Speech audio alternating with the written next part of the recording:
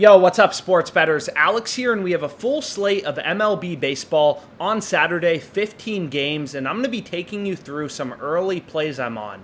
So I say this all the time, but oftentimes the best betting opportunities, the most profitable bets you're going to find are when sportsbooks first post odds for an upcoming day. Right, so we can take a look right here, and you're going to see the first play I'm on is in the Reds-Phillies game. Right, so this is the first play I'm on, and I'm on over 9.5 total runs on FanDuel at plus 190 odds. So I say it all the time, some of the best betting opportunities you're going to spot, some of the most value you're going to find in the market is when sportsbooks first post odds for an upcoming day.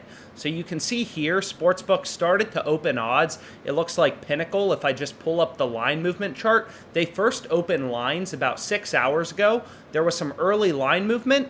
FanDuel eventually posted odds, and they're giving us way too much value at plus 190. Right? FanDuel's giving us a ton of value. Most other sportsbooks have this around plus 165. Right? If you look at Pinnacle, which is the sharpest sportsbook in the world, they're all the way down at plus 164. So we're getting 26 cents of value of improvement on FanDuel. So this is a play I locked in right here for 105.30. And I say it all the time, but as a sharp bettor, you really are just looking for value in the market, right? You're literally just looking for value in the market. You're like a day trader looking for value. You're like a savvy investor, right? Looking for mispriced, things that are too low that you can buy and scoop up. It's no different as a sharp bettor.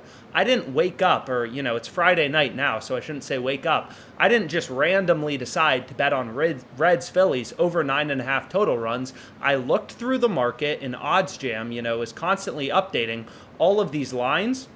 So OddsJam is pulling in, all these different lines, first half money line, tens of thousands of odds from every sportsbook, millions of odds across the entire market to point out these few rare betting opportunities where sportsbooks are slipping up and offering too much value.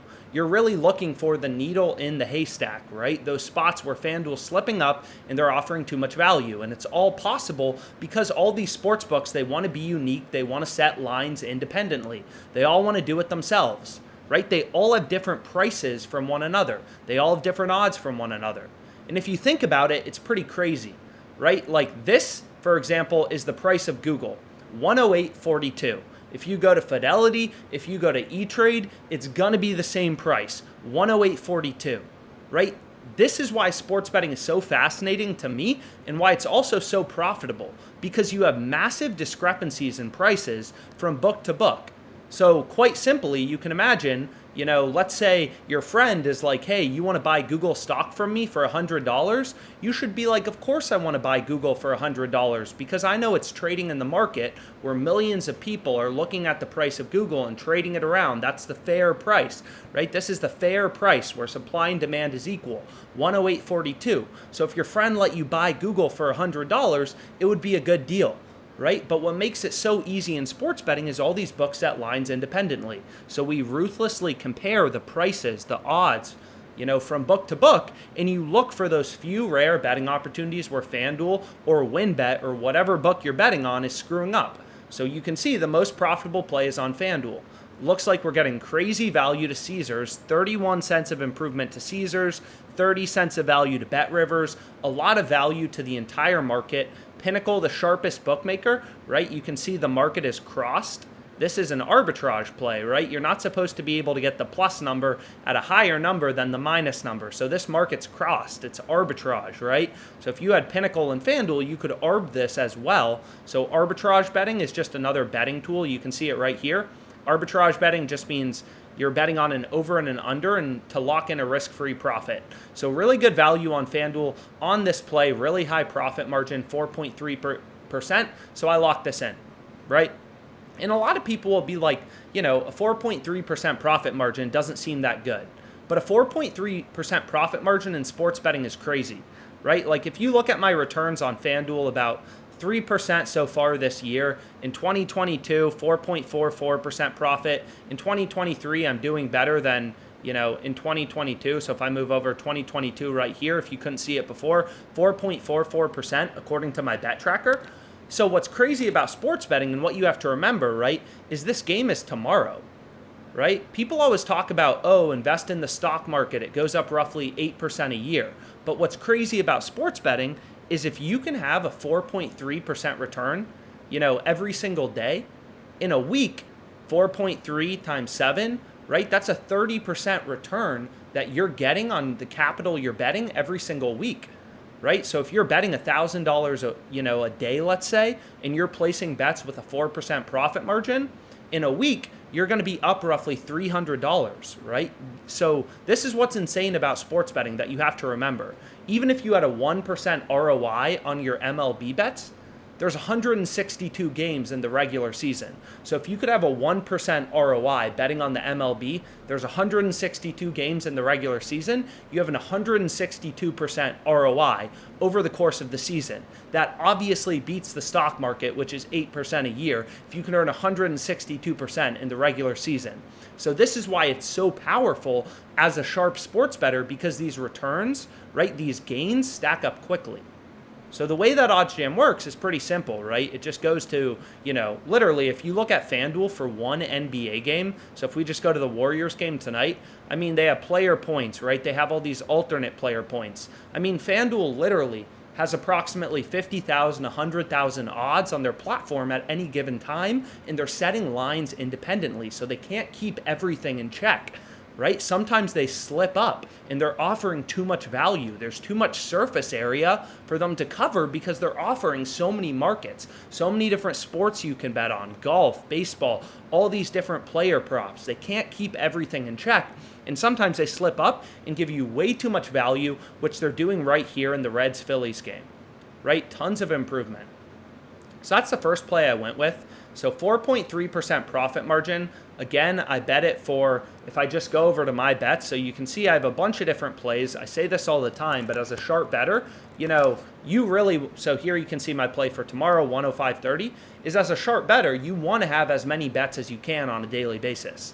You're literally like diversifying your portfolio of sharp, profitable bets, right? So you can see here, like, in 2023, I've already placed well over 1,000 bets. You have to be placing a lot of bets as a sharp bettor, right? Because not every bet's going to win. Is this bet guaranteed to win? No, it's just positive EV. It's just a play with an edge that has so much value that we're beating the VIG on the sportsbook, right? So it's kind of like, if we go back to that example of Google stock, where Google stock was 108 in the market, if your friend's like, hey, want to buy it for $100, we could enter a recession next month and the price of the stock could tank, right?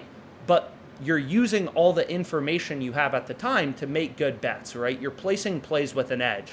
So the way I kind of like to think about it is, imagine you had a coin, right? And the coin is 53% to show up on heads. If we're flipping it for $100, obviously you'd want to pick heads. Heads is the more likely outcome. The coin is favored to fall on heads. So if we're flipping it for $100, it would be a good bet for you to pick heads, because we know that coin is weighted 53% to show up on heads. Now you're still going to lose sometimes, right? That coin is still going to show up tails 47% of the time, but over the course of the long run, your bets, right? Placing bets like that, where you're flipping a coin that's 53% in your favor, you're going to win. It's just math. It's called the law of large numbers, right? Like if you flip a coin once, it may only be 53% to show up on heads, but if we flip that coin 1,000,000 times, right, it's going to show up heads more often than tails, just because the coin is weighted in favor of heads, right? It's statistically guaranteed. So it's the same thing here in sports betting. No individual bet is guaranteed to win. You're never going to hear me say, oh, this is a lock, right? That's BS. These are just plays that have a mathematical edge that allow you to win long term, right? So placing positive EV bets, you're not going to win every day. You may not even win every week, but you'll win over the course of every single year, which you can kind of see illustrated in all my bet tracker graphs. So another thing that's important to mention is, if you look at the next play, right? So we went through this play, crazy value in baseball, is, hey, the next highest profit margin play is in the UFC, right? So it's also on a different sports book. So I say this all the time, but as a sharp bettor, people asked us for these sport and league filters on OddsJam, but you should be betting on every sport. Here, you can get Adesanya versus Alex Over 4.5 rounds at plus 125. Most other books have this around plus 100, plus 105. You're getting plus 125 on WinBet. Crazy value. Why would you want to miss this play? Why would you want to filter out certain leagues? If there's more value in soccer, you should be betting on soccer. If there's more value in the MLB, you should have more bets on the MLB, right? So don't miss out on profitable plays and just, write off a sport. And another reason this play is interesting to highlight is the importance of having multiple sports books, right? If you only have FanDuel, there's no value here, right? If you only have WinBet, then you're missing out on this play on FanDuel. So again, because all these sports books set lines independently, right, and they all have so much surface area to cover. FanDuel has 10,000 plus odds on their platform literally always. Typically they have 50,000 or 100,000 plus, right? If it's a full slate of NBA, you just saw for one NBA game how many different markets they're offering. It's literally insane how many different markets these sportsbooks offer. So again, right, like they can't cover all this surface area, which also means you never know which sportsbook is going to be slipping up. So you should get more sportsbooks. You can, of course, filter any sportsbooks you don't use out on OddsJam. I only have 7 selected right now, and they're super profitable plays, right? 4.3% is a really high profit margin.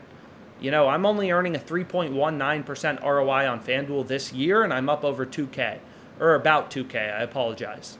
But long story short, more sports books means more profitable betting opportunities because all these books set lines independently. So you should absolutely be signing up for more and more sportsbook accounts. I've used over 40 sportsbooks since I started betting. All these sportsbooks, literally every single one I've used, right? More sportsbooks, more profitable betting opportunities, more money in your pocket. So then the final play I went with is right here. Over 9.5 total runs in athletics raise. This is also at plus 190 odds. So I bet this for 105.30 as well. And you may be like, Alex, why did you bet this for 105.30? That's such a random amount. Why did you bet 105.30 on both of these plays? And I say this a lot too, but a lot of people like sports betting. This is the hard part about sports betting. So if you look at FanDuel right here, they're saying, hey, your max wager is 78.40. So FanDuel has flagged me as a customer that beats them, right? So they're saying, hey, we'll take your action, right? But we're only going to give you 78.40. We're not going to give you the full $500 you want to bet, right? So this is why I say all the time, sports betting is really profitable, but it's not scalable. You can't just bet whatever you want on FanDuel. I can't log on to FanDuel and as my bankroll grows, start betting $10,000 on whatever I want. So it can be a really lucrative side hustle. You can make hundreds of thousands of dollars sports betting, absolutely, arbitrage or positive EV betting, but it's a hustle game, right? You got to put in the work because sportsbooks aren't just going to allow you to slam lines for $10,000. It's not that, this isn't a bank. You can't just go and deposit however much money you want and bet whatever you want. These sportsbooks will set max betting limits, and if they determine you're a sharp bettor, they may start to cut down your bet size a bit, right? So you can't get too greedy, long story short. So this play has a slightly lower profit margin, but again, I want to place more bets on a daily basis. More bets, right, means more money in my pocket, a more diversified portfolio. I'm essentially forming my own hedge fund of profitable bets. So you can see here, right, this play, Pinnacle, we're getting more value to the sharpest sportsbook. So here, Pinnacle, for the first one, which was a higher profit margin, we're getting 26 cents of value to Pinnacle, the sharpest sportsbook in the world. 26 cents of improvement to the sharpest sportsbook in the world. So the profit margin's 4.3%. Now here, this play's still profitable, 1.29% profit margin, but we're only getting 16 cents of improvement to the sharpest sportsbook in the world. So because there's a little less value to Pinnacle and to other sportsbooks, the profit margin of this play is slightly lower. But I still bet it. But I still bet it. So long story short, I had these two bets. I hit them both for 105.30, right? So if I go back here, and I go over to my bets, and then we look up the athletics game. So I hit these both for 105.30, right? In the Reds-Phillies game, in the athletics game, the profit margins were 1.29% and then 4.3%. So here you can see my profit margin in dollars. So EV just means expected value, and it's essentially just your profit margin in dollars. So I have a 4.3% profit margin. I bet it for 105.30. So you multiply these numbers together. The profit margin of my bet on the Reds-Phillies game, where we're getting 26 cents of improvement to the sharpest bookmaker in the world, so this play was more profitable, is going to be 453. This bet has 453 in profit margin. We're grinding out edges or profit margins. Whereas for this next play, our profit margin is slightly lower. We're getting slightly less value to the market and to Pinnacle, the sharpest sportsbook in the world. So you can see right here, the profit margin is only 136, so slightly lower, but still positive, right? Still positive, so it's still a profitable bet. And we can go through the math. We have a ton of other videos that break down the math of how to calculate your profit margin, right? This number right here, how to calculate your edge. So this percent column, you can sort by profit margin. I mean, you can add all sorts of filters here, right? You can filter sportsbooks in, out, you can add date ranges, but this is just your profit margin under the percent column, or your ROI, your edge. Like it has a lot of different terms: edge, ROI, profit margin, however you want to think about it. So I'll include this spreadsheet in the description if you want to, take a look and kind of play with it and see if you want to reach 5,000. Let's say you want to make $5,000 sports betting. You're betting $1,000 a day. You have a 3% edge. So again, what's crazy about sports betting is all these returns we're earning in a day. These games are tomorrow, right? So in sports betting, your returns are daily.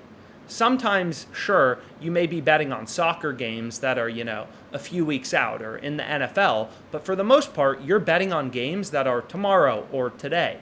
So you're earning a 3% return daily. So if you can get a 3% return, right, a 3% edge on your bets, and you're betting $1,000 a day, so there's 30 days in a month, so 3% edge a day means 90% edge or ROI or profit margin in a month.